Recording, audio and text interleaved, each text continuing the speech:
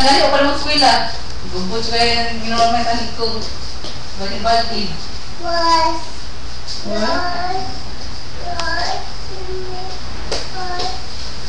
Sumbong.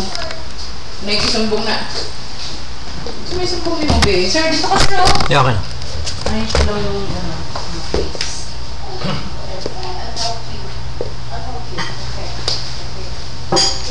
Sulat mo yung gagawin mo. Okay. Do you have a picture of the canteen or the... Ano? Wala. Hindi ko... Pero I can... Okay, i-diagram mo na lang. Tapos relative to the street, the gate.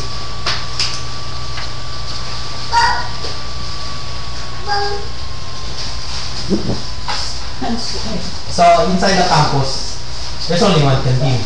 Two. Two. O di may kalaban kang canteen. O di pag meron kang kalaban, sino mas strategically located? Depende kung mas malapit siya sa... so Indroco. Hindi biglang papatay mo yung negosyo niya dahil may loyalty points ka dahil may libre na sila. Why did you prank Lauren? Why did you prank me, Mom? Who's that? Who's this? Who's that? Who? Nemo?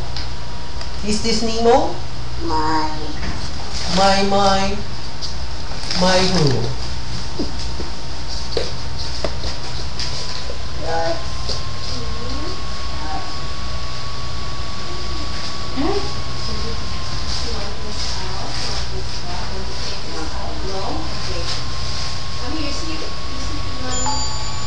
Sa canteen mo, nagbebenta ka ng load? Hindi.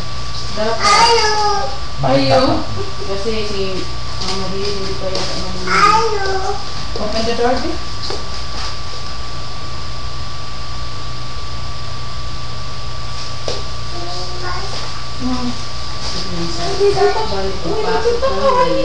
This is the street. This is the door.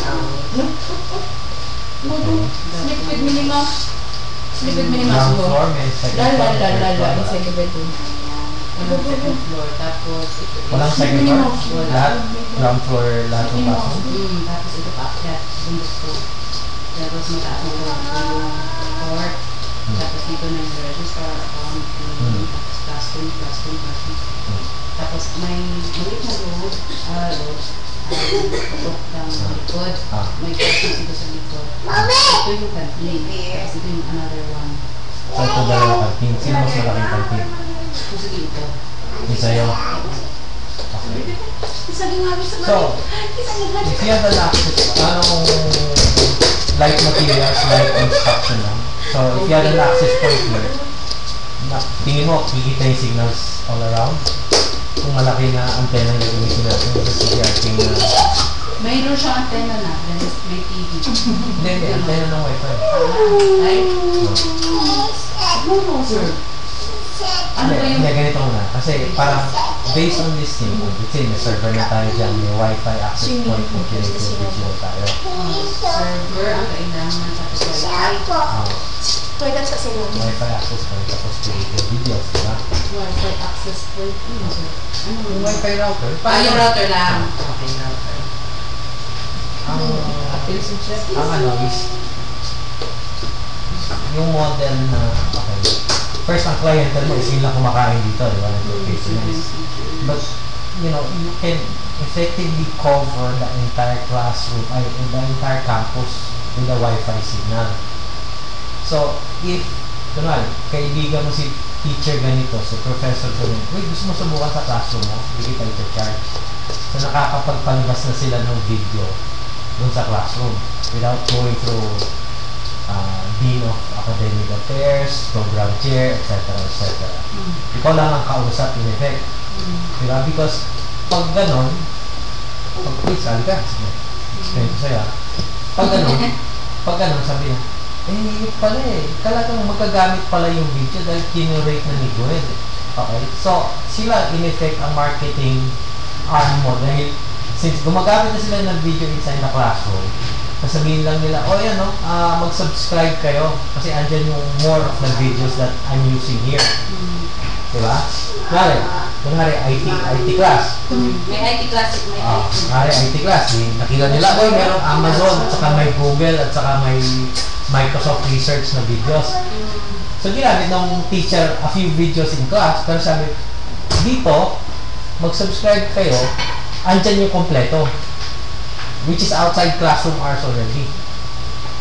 So, yung mga bata, may rason ngayon na bumili ng load sa'yo, kahit outside, kasi hindi na konektado dun sa lesson nila, pero andun yung learning environment. So, kung patikimin mo yung a few professors na yung progressive at madaling turuan, sila in effect ang magiging marketing agent mo na. Paano nangyayari yan? Kasi yung canteen possessioner natin, nag-invest sa ganito.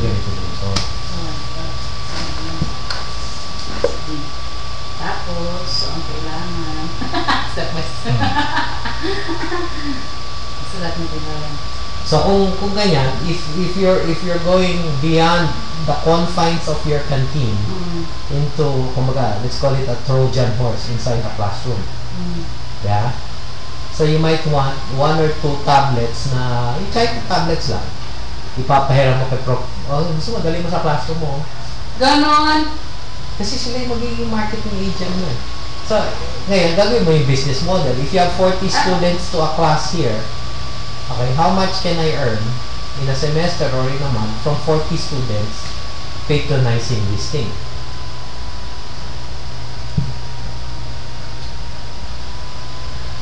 So, sir. Yes. Yun. Loren. Mag-ano pa tayo ng ballpen ito? Wait, I'll get another ballpen, ha? Excuse me. Ang kailangan ko ay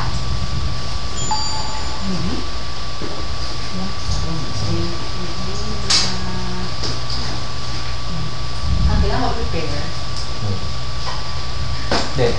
Scenario 1, Scenario 2, Scenario 3. Scenario 1, yun lang yun lang canteen mo. Okay. Scenario 2 is yung canteen mo at a few strategic professor whatever. Okay. Scenario 3 is Yung neighborhood. the neighborhood. Yan na. 3? Marami ba estudyante in the neighborhood? As in, natin?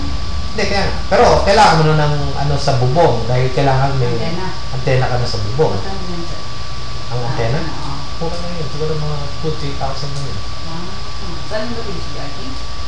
Meron iba sa CDR King. Meron sa Gilmore. CDR King. So, nandun, meron siya sa lahat ng CDR King? Yung sa CDR King, yung mga directional. Kung ka na, within the neighborhood, kailangan natin yung Omni. Walang Omni. Yung all around, Omni. Yung 360 degrees. So, ang Omni nandun sa Gilmore, meron mga supplier. Tapos, anong radius na sir na pwede maka-access? Depende sa access points. Sabihin mo na, 200 to 300 meters. So, mga lagay mong 10 Meralco posts. Ang Meralco post is mga 40 meters spaced apart. So, up to 8 to 10 Meralco posts from your campus, mako-cover mo ng Wi-Fi. So, ang kailangan kong gawin is PC, tapos antena, kailangan prepare, ano pa? Ito lang sa? Router. Tapos, ang hard drive mo, 1 terabyte mo na. Excuse me. Para hard drive, 1 terabyte. Kaya, kunwari, simpleng lang ng hard drive, no? So, kung yung mga estudyante, gets na nila yung paggamit ng video, lahat sila may mobile device, pero yung mobile device sila, 8 gig or 16 gig lang yung... Diba sa mga ganun, sir? Hindi. Eventually, darating tayo. Kasi yung China tablet na pinakamura ngayon, 8 gig na yung internal na storage. Yun na yung pinakamura na China na 2,500 pesos ngayon. So, yun yung umpisang gamit ng teacher at saka mga estudyante. Okay. Yung sa 8 gig, ang dami nilang gustong video na i-ano. So, mag-upload, download sila. Pero wala rin silang maka-download dahil nga limited to 8 gigabytes lang yung storage nila. So, bibili sila ng additional, kumbaga, video space doon sa server natin. Diba? So, kung ano, para hindi mo burahin, andun lang, meron ka isang folder doon, sa'yo lang yun. Doon mo i-store lahat ng video mo. So, pero kailangan din natin ng internet kasi magda-download, upload ng video. It is, No? it is not a deal breaker. It is nice to have, but not an absolute necessity. Eh, paano natin kukuha ng mga videos? Hindi, Meron ka na. yung sinasabi ko nga sa'yo, napapadala ko sa'yo yung containing all. DVD, Oo. yung file format ng clone kasi, borrow, is yung tinatawag na Z-export. Z-export, Zope export. Yun yung file format. So, yung laman ng DVD, isang folder na, kunwari, Curation 1. So, Curation 1.zext yan. So, from the DVD, makikita mo sa PC mo, di ba? D-drive yung DVD-ROM, di ba? O E-drive yung DVD, di ba? Ika-copy mo lang to dun sa clone folder. Okay. Tapos, kung ano man yung laman nito, at saka yung pagka-organize nito, mag-replicate na dun sa server. Gusto mo pakita ko? Sige. Sana may isa pa tayong PC para ayan, tama. Ayan, okay. Pero hindi, walang clone kasi yun eh. Ganito na lang. So, kailangan pa ng clone? Kasi nga, Yung i-install natin, sir. Yung dyan sa PC na yan? Hindi, yung ngayon. fake na USB. Nalagay nyo. Hindi yun. Hindi, clone 2 yun eh. Yun yung basic, walang very limited yung functionality nun eh. Yung pa, yung isa, ang trick kasi dito, di ba? 4 na taon ko nang ina-explain sa mga tao yung clone, hindi nila maintindihan, di ba? Kayo lang yata nakakaintindihan namin. Ang trick ngayon is, okay, may version yung clone na tatakbo sa Windows, pero very basic siya. Pero at least, pag na-install mo sa Windows, nagagamit mo na, di ba? So, ito yung ginagamit ngayon nila Charity at saka nila Father Puts. O yan, since hindi kayo techie, ito na lang muna ang gamitin nyo. Parang just the basic. Ito lang yung pag-click, ito yung pag-search, ito yung paggawa ng folder, ito yung pag-upload ng file, ito yung pag-tag, etc. The very basic stuff can be done on yung kinopya ko nga dun sa laptop. But yung ginagawa namin like sa CCP at saka sa DAP at saka sa ni Bellman, kailangan ng higher version ng clone, yung clone 3. Hindi na pala yung... Hindi na, kasi yung basic clone 2 yun eh. 2003 pa yun eh. Okay? 2004, clone 3 ngayon. Okay, tapos 2 years ago lumabas ng clone 4. So, clone 3, yung ginagamit namin for the past 4 years. Hindi na namin ginamit yung 2 eh. Pero since yun yung naka-Windows XP pa, yun yung pinamimigay ko ngayon sa mga basic users. Para lang mag-switch na sila ng behavior. Diba? Yung clone 4 is the version of clone that makes it easier to author for a mobile device. Sa clone 3, desktop, PC, laptop pa rin yung, kumbaga, assume na device na gagamit, yung server, yung browser. Sa clone 4, mobile devices na. So pagdating sa clone 4, papasok na. Ano ba? Naka-Samsung Note ka ba? Naka-iPhone ka ba? Naka-Android 7-inch ka ba? Naka-Android 10-inch ka ba? Etc. etc. Mas mobile friendly siya, pero andun din yung tinatawag na multiple quality ng video. Diba? Kasi since mobile device nga on top of the old format which was just PC, dati PC walang problema, 640 by 480 tayo lahat ang monitor natin eh. Ngayon you have hundreds of different shapes and sizes. So kung isang video, let's say TED Talks ni Ken Robinson, okay, under the old format, kahit isang file lang na Ken Robinson, Okay na siya. Dahil ang lalaro ng desktop, i-display sa browser sa desktop. Ngayon, since maraming devices, okay, we might have 5 or 6 or 8 versions of Ken Robinson. Meron pang desktop, may pang high resolution, may pang iPhone na pahalang, may pang 8-inch device, may pang 3-inch na screen, etc. etc.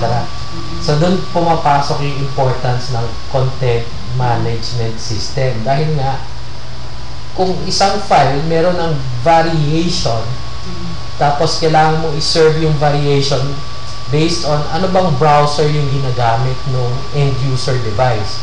Naka-iPad ba siya? Naka-10-inch tablet ba siya? Naka-super desktop ba siya? Or naka-2-inch na Java phone lang siya? Diba? Hindi mo naman bibigay yung high definition kung alam mo na 2-inch lang yung... So, sir, yung advice mo is PC or laptop or ano? PC? To where? Sa dito. For the student or for you? Yung for the server. Server, PC yun. PC talaga. PC talaga yun.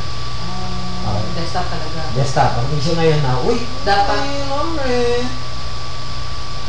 Ang issue ngayon is ano yung end-user device, let's say ng professor na gagamit or magre-recommend, magiging siya yung sales agent mo yung effect. At saka ano yung end-user device ng mga students. Pero wala na tayong hold on. Wala na. Yun na yung tinatawag na bring your own device na. Pero syempre, although wala tayong pakialam in terms of the financial, may pakialam tayo in terms of the user experience.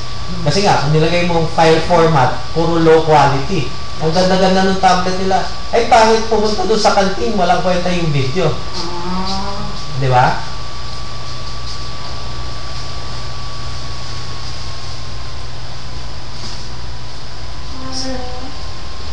Sa PC. Yan, coffee.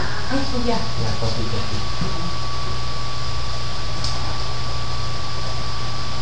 Ako po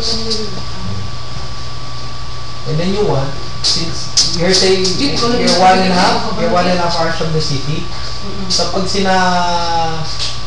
staff ni Nabong na nagta-transit sa Cebu, bibisita sila from time to time. Sige. Di ba?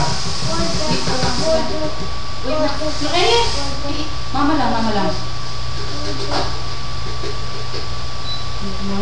Ang stove eh.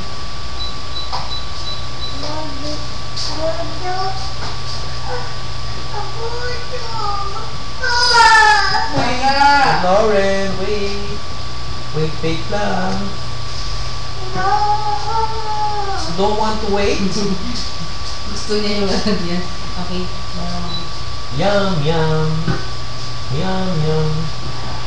Wait, let's watch the What?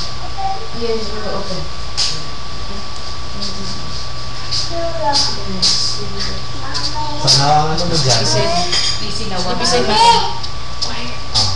Ang ano mo dyan ngayon, is, kung mag-click yung pilot ko, since, ito parang, di ba, yung word of mouth, lalagay nila sa Facebook, Twitter nila, uy, maganda yung ganitong technology available dito, etc. So, you do this well, punto ka sa Cebu. Okay, you can now say, chichikayin mo lahat ng canteen owner sa bawat university or bawat school. Ganito lang yun. Kami na ang bahala. Just allow us to... Really? Nasa canteen na siya tapos yung available. Doesn't have to be, yeah? Exactly. Pero, madali yung canteen because merong fallback yung tinatawag na loyalty points nga. One, straightforward binenta mo, di ba? Yung load.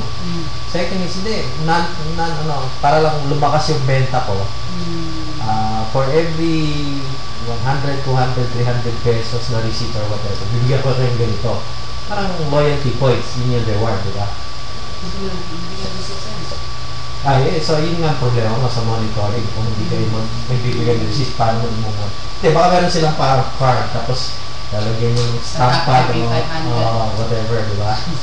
Sa pipirmahan nyo. Every 100 Kasi kasi ikaw, kumbaga fixed yung cost mo dito, dinidepreciate lang natin yung equipment di ba? Wala ka namang variable dito dahil hindi ka dependent sa internet for the quality of service. Ang inaasahan mo lang is every time meron tayong update, mag-upload ka, pinapadala ko lang sa itong DVD, CD, upload mo lang, di ba? So, very minimal ang maintenance natin other than your kuryente, which is 10 pesos a day. So, if it's running for 8 hours during a school day or 10 hours during a school day, may 100 pesos ka na kuryente for the PC. 10 pesos per day? No, 10 pesos per hour. Ang konsumo ng PC. 10 pesos per hour? Paano yung nag-internet na 10 pesos per rent per hour? Wala sa income dun. Minimum. 10 pesos per hour. Yes, sir. Sige, Diba? Kaya okay. usually 15 or 20 ang rent nila dahil alam nila na 10 pesos is 10 pesos. kuryente. Sige, sir. So, ito na yung mga kailangan na gamit. Tapos, one tatagad na hard. Ito na yun lahat, sir? Tapos, so punta tayo sa content. Kasi, hopefully, ito siya yung whole. So, ayan. Okay, kunwari, again, if you had, So, may website na pwede puntahan nila. sige, huwag mong hahaluin. Okay. We're talking about curated content for a college audience. Diba? College audience to? O may high Of school? the 5 courses? Or isang course na? Kasi yung courses, Sige, IT. Criminology, Ano? Criminology, Yung BS, BP, HRM, lahat ng kaya ko except criminology. Talagang po sa maghahanap ng criminology. Pero BSBA, madali mag-curate yan. Okay. HRM madali. Eduk madali. So ito lang problema. Criminology. I haven't visited YouTube sites na criminology related. Now, ang tanong ko nga sa'yo is, okay, the chicken or the egg? Will you sell it right away or you give it a freebie for one quarter, one semester, and then you start charging based on your feedback? Kung ganito, sir, free, tapos may premium. Ano to this is the online school, this is just reference videos, and these are two separate businesses. Hindi pwede sir? Parang, so, later on, maglalawak ko involve these 5 courses? Hindi pwede. It's a stretch kasi number one, remember I was telling you, yung business model mo dito, disintermediated, walang classroom from the beginning.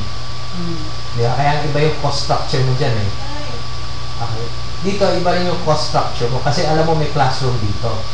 Now, you don't want to disintermediate yung mawala ng value yung classroom dahil sasabihin ng mga professor, nagsara yung eskwelahan dahil hindi na nag-aaral ng kasi mga bata dahil puro video na lang yung nanonood So you don't want to have we don't want to advertise exactly. So you don't want to position this thing as a substitute for the classroom and for the professor.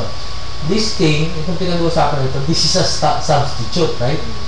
So, don't mention this thing here because that will raise, eyebrows na, long term pala, istatanggalin tayo or madidisintermediate tayo, mawawalan tayo ng value. Huwag mong pagsamay. Alam natin na doon tuturo mo, pero huwag mong babanggitin to dito sa audience nito. Okay. So, ang workout mo is, okay, if I give it away for a few semesters, a few months, a few weeks, whatever that is, what is the incremental revenue that I can get monthly or quarterly if this thing clicks here?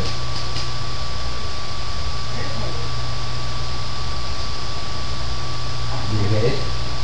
So, let's say, we spent 30,000, 40,000 for hardware. Okay, just to illustrate. So, for 3 years, yung hardware mo, May mga 15,000. Okay? Annually.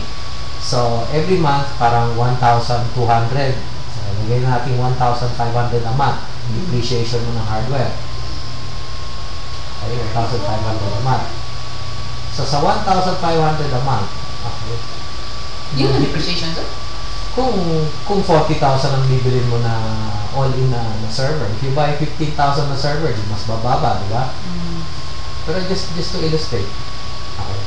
So, sabihin mo 1,500 a month ang depreciation mo. Okay? So, that's 50, how much is that? Is that 50 pesos a day? 1.5? Divided by... Times 30, di ba? So, 50 pesos a day. So, for 50 pesos a day na depreciation cost, ano yung upside because you have this facility? So, let's say you have 300 students here. Okay. Can you extract 25, 30 pesos a week from half of those 300 students? So, kunwari, 150, half lang ang subscribe. Okay. Can you extract 30 pesos a week? Can you extract 50 pesos a week? Kasi alam mo, nagpupunta rin naman silang internet cafe anyway. Meron na yung, Yeah, piso or Exactly. Yeah. So, ano yung na yon? Number na yon. So, let's say, sa 150. Okay. 150. Sabihin mo nang naka-extra ka, they're subscribing regularly, what? 25 pesos a week. So, 150 times 25. Yeah? Every week. And you're trying to recover 50 pesos of depreciation plus 10 pesos per hour of electricity. Now, pag sila mismo live within the vicinity, within your access point or something, you say, okay, extra load kasi yung binili mong load dito, pang 8 o'clock to 6 o'clock in the evening lang. Pag nag-access ka ng beyond 6, okay. Patay naman siguro yung computer na, sir, pag gabi na. Hindi. Nag-ano ka nga din. Nagsiservice ka na sa residential eh. So dapat ako dito para us. If that is your market. Yeah. Kung ito lang yung market mo, papatayin natin at 6. Tapos na. Yeah, yun yung service level agreement. Pero kung ano mo is 24/7 because meron din mga bata dito na nagpe-patronize. So, ang tawag mo dito, parang wireless ISP ka na dito. Siguro at the start, sir, maraming manonood ng videos. Pero pag nakanood na lahat, mag-ano na yung number of, Hindi. Kasi kahit marami silang napanood, mas marami pa silang hindi pa rin napapanood. Coffee. Diba? So, it doesn't end anymore. It becomes part of their behavior. Lalo na kunwari, ginagamit sa classroom. Kita niya siya saucer or kanilang cup? Kana small na ako lang. Pagpalit na ito, wala ni saucer? Wala. Wala yan.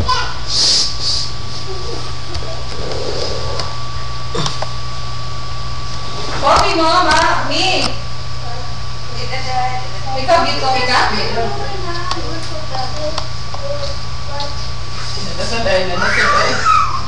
Sir, ano yung gusto mong coffee? Sige, merong jump.